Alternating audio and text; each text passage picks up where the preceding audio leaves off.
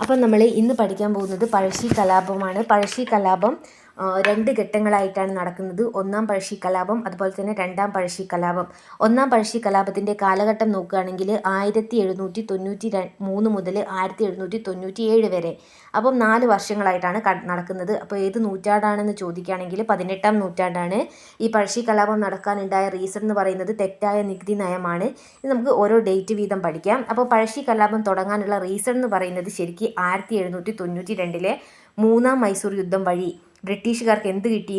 മലബാർ കിട്ടി. ഏത് ഉടമ്പടി വഴി? ശ്രീരംഗപട്ടണം ഉടമ്പടി വഴി മലബാറും കൂടെ കുർഗും കിട്ടുന്നുണ്ട്. അപ്പം ഈ ഒരു മൂന്നാം മൈസൂർ യുദ്ധത്തിൽ പഴശ്ശിയെ ആര് സഹായിക്കുന്നുണ്ട്? ബ്രിട്ടീഷുകാരെ സഹായിക്കുന്നുണ്ട്. എന്ത് വ്യവസ്ഥയിലാണ്? യുദ്ധം കഴിഞ്ഞിട്ടുണ്ടെങ്കിൽ മലബാറിൽ നികുതി പിരിക്കാൻ സമ്മതിക്കാമെന്ന് പറഞ്ഞിട്ട് അതിൻ്റെ ഒരു പേരിലാണ് ഇവർ തമ്മിൽ ഒരു ഒത്തുധാരണയിലെത്തുന്നത്. എന്നാൽ യുദ്ധം കഴിഞ്ഞ് 1793 നികുതി പിടിക്കാനുള്ള അവകാശം പഴശ്ശിയുടെ അമ്മാവനായിട്ടുള്ള കുറുമ്പനാട് വീരവർമ്മയ്ക്കാണ് ബ്രിട്ടീഷുകാർ നൽകുന്നത്. അപ്പം 92 ഇൻസിഡൻറ്റ് പറഞ്ഞു, 93 ഇൻസിഡൻറ്റ് പറഞ്ഞു. ഇനി 1794 ആണ്ടുതോറും ഉണ്ടായിട്ടുള്ള പാട്ടം അയ്യാട്ട് പാട്ടമാക്കി മാറ്റും. അപ്പം ഇതൊന്നും പഴശ്ശിക്ക് സഹിക്കുന്നില്ല. അപ്പം അത് കഴിഞ്ഞു 92, 93, 94. ഇനി 95 3 ഇൻസിഡൻ്റാണ് നടക്കുന്നത്. ആദ്യം തന്നെ 1795 ജൂൺ 28 പഴശ്ശി പ്രദേശവാസികളോട് പറയും നികുതി നിങ്ങൾ ബ്രിട്ടീഷുകാർക്ക് നൽകേണ്ട. അങ്ങനെ അയ്യാട്ടുപാട്ടാക്കിയല്ലോ, അങ്ങനെ നികുതി നൽകേണ്ട എന്ന് പറയും. 1795 മെയ്യിൽ എന്ത് സംഭവിക്കുന്നു എന്ന് വെച്ചിട്ടുണ്ടെങ്കിൽ ലഫ്റ്റനൻറ്റ് ഗോണാഡ് എന്ത് പറയുന്നു? പഴശ്ശിയെ പിടിക്കാൻ വേണ്ടിയിട്ട് പഴശ്ശി കൊട്ടാരത്തിൽ പോകുന്നു. അപ്പോഴത്തേക്കും പഴശ്ശി എന്ത് ചെയ്യുന്നുണ്ട്? എസ്കേപ്പ് ആവുന്നുണ്ട്. അപ്പം ഈ ഒരു ഇൻസിഡൻറ്റിനെ പക്ഷി പറന്നു പോകുന്നു എന്നാണ് അദ്ദേഹം പറയുന്നത്. എഗെയിൻ 1795 മറ്റൊരു ഡേറ്റ്, അതായത് കൊല്ലാവസാനം ഡിസംബർ 18 ബ്രിട്ടീഷുകാർ പ്രദേശവാസികളോട് പറയും പഴശ്ശിയോട് നിങ്ങൾ സഹകരിക്കുന്നത് നിരോധിക്കണം. അത്രയാണ് നമ്മുടെ ആ ഒരു ഇൻസിഡൻറ്റ് വരുന്നത്. 92, 93, 94 പഠിച്ചു. 95 3 ഇൻസിഡൻറ്റ് ഉണ്ട്. ഇനി 96 നടക്കുന്നില്ല. 97 1797 മാർച്ച് 9 എന്താണ്? ലഫ്റ്റനൻറ്റ് മിലിയും കേണൽ ഡോവും, നമുക്ക് മിലി ഡോവ് എന്ന് വിളിക്കാം, അവർ 3 ദിവസം നീണ്ടു നിന്ന കലാപം പഴശ്ശിയിൽ നടത്തുകയുണ്ടായി. പിന്നെ 1797 മാർച്ച് 18 വരുന്ന സമയത്ത് ഈ മേജർ കാമറൂണിൻ്റെ നേതൃത്വത്തിലുള്ള ഒരു 1200 പേര് അടങ്ങുന്ന ഒരു സംഘം പെരിയചുരം വഴി പോകുന്ന സമയത്ത് പഴശ്ശി എന്ത് ചെയ്യും? അവരെ വകവരുത്താണ് ചെയ്യുന്നത്. അപ്പോൾ എന്താണ്, ഇവർ അങ്ങോട്ടും ഇങ്ങോട്ടും രണ്ടുപേരും നല്ല അങ്ങോട്ടും ഇങ്ങോട്ടും ഇതുണ്ട്, എന്തുണ്ട്, ഒപ്പത്തിനൊപ്പം നിൽക്കുന്നുണ്ട്. അതുകൊണ്ട് തന്നെ 1797 അനുരഞ്ജനം നടത്തുകയാണ് ചെയ്യുന്നത് ബ്രിട്ടീഷുകാർ. ഈ അനുരഞ്ജനത്തിന് മധ്യസ്ഥത വഹിക്കുന്നത് ജോനാഥൻ ഡങ്കനും ചിറക്കൽ രാജാവുമാണ്. ഏത് വ്യവസ്ഥയാണെന്ന് ചോദിച്ചിട്ടുണ്ടെങ്കിൽ ആണ്ടുതോറും 8000 രൂപ അടുന്തൂൺ പഴശ്ശിക്ക് കൊടുക്കാമെന്നുള്ള ഒരു വ്യവസ്ഥയിൽ. കൂടാതെ കുറുമ്പനാട് രാജാവുമായിട്ടുള്ളൊരു കരാറുണ്ടായിരുന്നു, അതായത് മലബാറിൽ നികുതി കൊടുക്കാനുള്ള, അത് റദ്ദ് ചെയ്യുകയാണ് ചെയ്യുന്നത്. ഇനി കലാപ കേന്ദ്രങ്ങൾ ചോദിച്ചിട്ടുണ്ടെങ്കിൽ അത് തലശ്ശേരി താലൂക്കിലുള്ള കണ്ണൂരിലെ പുരളിമലയിലൊക്കെ എന്താണ് കലാപ കേന്ദ്രമായിട്ടുണ്ട്. ഇനി നമ്മൾ കോട്ടയം രാജവംശത്തെക്കുറിച്ച് പറയാനാണെങ്കിൽ, അതായത് പഴശ്ശിയുടെ രാജവംശം എന്ന് പറയുന്നത് കോട്ടയം രാജവംശമാണ്. ആ കോട്ടയം രാജവംശം സ്ഥാപിച്ചതാരാണെന്ന് ചോദിച്ചിട്ടുണ്ടെങ്കിൽ ഹരീന്ദ്ര പെരുമാളാണ്. ഇനി പഴശ്ശിരാജയുടെ മറ്റു പേരുകളാണ് കൊട്ടിയോട്ട് രാജ, പയച്ചി രാജ, വീരകേരള സിംഹം എന്നൊക്കെ പറയുന്നത്. അപ്പം ഒന്നാമത്തെ പഴശ്ശി കലാപം അവിടെ കഴിഞ്ഞു. അടുത്ത് നമ്മൾ പഠിക്കാൻ പോകുന്നത് രണ്ടാം പഴശ്ശി കലാപമാണ്. രണ്ടാം പഴശ്ശി കലാപം 18-ാം നൂറ്റാണ്ടിലല്ല, മറിച്ച് 19-ാം നൂറ്റാണ്ടിലാണ് നടക്കുന്നത്. 1805 കാലഘട്ടത്തിൽ 5 വർഷത്തേക്ക് നീണ്ടു നിൽക്കുന്ന ഒരു യുദ്ധമായിരുന്നു. അപ്പം ഇതിനുള്ള കലാപമായിരുന്നു. അപ്പം ഇതിനുള്ള കാരണം എന്ന് പറയുന്നത്, ഒന്നാമത്തേത് തെറ്റായ നികുതി നയമാണെങ്കിൽ രണ്ടാമത്തേൽ ബ്രിട്ടീഷുകാർ വയനാട് പിടിച്ചെടുക്കാൻ ശ്രമിച്ചതാണ്. അപ്പം നമുക്കതിലെ കാര്യങ്ങളിലേക്ക് വരാം. അപ്പം ഇതിൽ കേണൽ സ്റ്റീവിനെ നമ്മൾ പരിചയപ്പെടുന്നുണ്ട്. ഇദ്ദേഹം മലബാർ മൈസൂർ അതിർത്തിയിൽ സൈന്യത്തെ വിന്യസിപ്പിച്ച ഉദ്യോഗസ്ഥനാണ് 1801. എന്തുകൊണ്ടാണ്? അല്ലെങ്കിൽ നമ്മുടെ പഴശ്ശിക്ക് മൈസൂരിൽ നിന്നും എന്താണ് സഹായം കിട്ടും, അത് കട്ട് ചെയ്യാൻ വേണ്ടിയിട്ടാണ് അങ്ങനെ അതിർത്തിയിൽ സൈന്യത്തെ വിന്യസിപ്പിക്കുന്നത് 1801. ഇനി പഴശ്ശി സൈന്യത്തിലെ ആളുകളെ ചോദിക്കുകയാണെങ്കിൽ ചെമ്പൻ പോക്കർ, കൈതേരി അമ്പു നായർ, എടച്ചേന കുങ്കൻ നായർ, കണ്ണവത്ത് ശങ്കരൻ നമ്പൂതിരി, അത്തൻ ഗുരുക്കൾ, പള്ളൂർ ഏമൻ നായർ, ഉണ്ണിമൂസ, തലക്കൽ ചന്തു. അപ്പോൾ നമുക്കിത് ജസ്റ്റ് ഒന്ന് ഐഡൻറ്റിഫൈ ചെയ്താൽ മതി. പേര് കേട്ടിട്ടുണ്ടെങ്കിൽ ഇവരതിലുണ്ടല്ലോ എന്ന്. അതിൽ നമ്മൾ 3 പേരെ റെഡിക്ക് പഠിക്കണം. അതിൽ നായർ സൈന്യത്തിൻ്റെ ലീഡറാണ് കുങ്കൻ നായർ. അതുപോലെ തന്നെ കുറിച്യ നേതാവായിരുന്നു തലക്കൽ ചന്തു. കുറിച്യ നേതാവിനെ ഓർക്കാൻ വേണ്ടിയിട്ട് തലയിലാണല്ലോ നമ്മൾ കുറി തൊടുക, അപ്പം തലക്കൽ ചന്തു എന്ന് ആലോചിച്ചാൽ മതി. കുങ്കൻ നായർ നായർ സൈന്യത്തിൻ്റെ ലീഡറാണ്. മന്ത്രി കണ്ണവത്ത് ശങ്കരൻ, അതായത് കണ്ണവത്ത് എല്ലായിടത്തിലും എത്തണം അല്ലേ. ഒരു മന്ത്രി എന്ന് പറയുന്നത് മന്ത്രി അല്ലെങ്കിൽ കാര്യക്കാരൻ എന്നൊക്കെ പറയാം. പിന്നെ പള്ളൂർ ഏമൻ നായരെയും നമ്മളൊന്ന് ഓർത്തിരിക്കേണ്ട ഒരാളാണ്. ഉണ്ണിമൂസ എല്ലാവരെയും ഓർത്തിരിക്കണം. അടുത്തത് നമുക്ക് വേണമെങ്കിൽ മൈസൂർ യുദ്ധം, അതായത് 4ാം മൈസൂർ യുദ്ധത്തിൻ്റെ അനന്തരഫലമാണ് 2ാം പഴശ്ശി കലാപം എന്ന് പറയാം. കാരണം എന്താണ്, അതായത് 4ാം മൈസൂർ യുദ്ധം വഴി എന്ത് ചെയ്യാണ്, നമ്മുടെ ബ്രിട്ടീഷുകാർ ടിപ്പുവിനെ പൂർണ്ണമായിട്ട് പരാജയപ്പെടുത്തുകയാണ്. അതിനുശേഷം എന്താണ്, ഇനി പിന്നീട് ഇവിടെ എല്ലാവർക്കും കേരളത്തിൽ ഒരുവിധം ഏരിയൊക്കെ അവരുടെ കയ്യിലായി.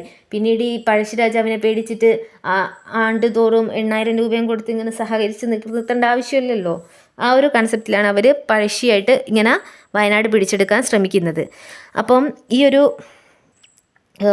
2ാം പഴശ്ശി കലാപം കണ്ണൂർ, ധർമ്മടം ദ്വീപ്, അതുപോലെ തന്നെ കൂട്ടാളി, മണത്തറ, അങ്ങനെ കുറേ സ്ഥലത്ത് രൂക്ഷമായ സംഘടന ഉണ്ടാവാൻ കാരണമായിട്ടുണ്ട്.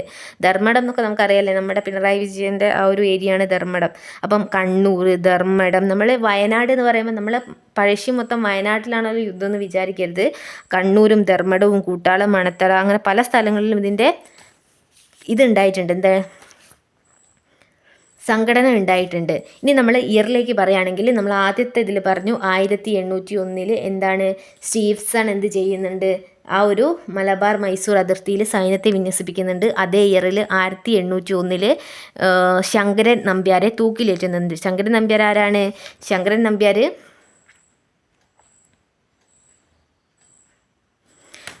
പഴശ്ശിയുടെ ആളാണല്ലേ. അപ്പോൾ ശങ്കരൻ നമ്പ്യാരെ തൂക്കിലേറ്റും.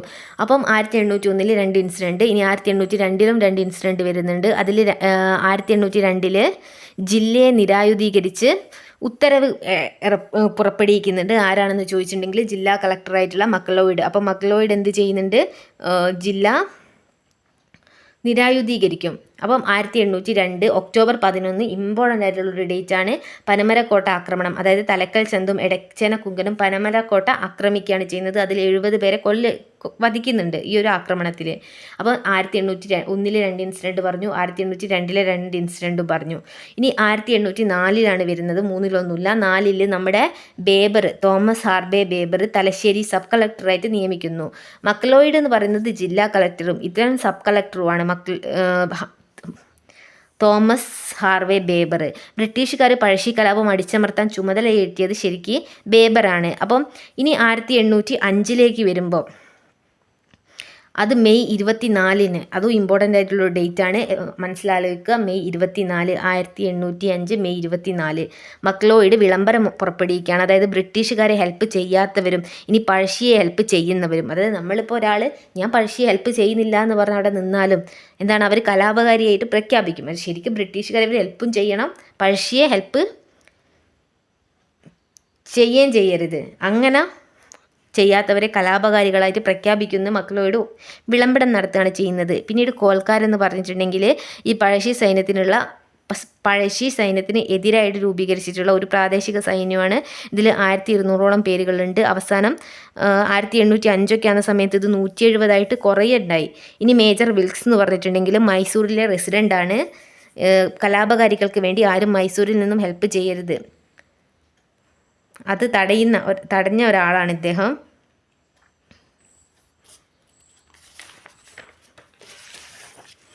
പിന്നീട് ഈ പഴശ്ശിയെ പിടികൂടുന്നവർക്കായിട്ടുണ്ട് പാരിതോഷികമൊക്കെ ഏർപ്പാടാക്കിയിട്ടുണ്ട്.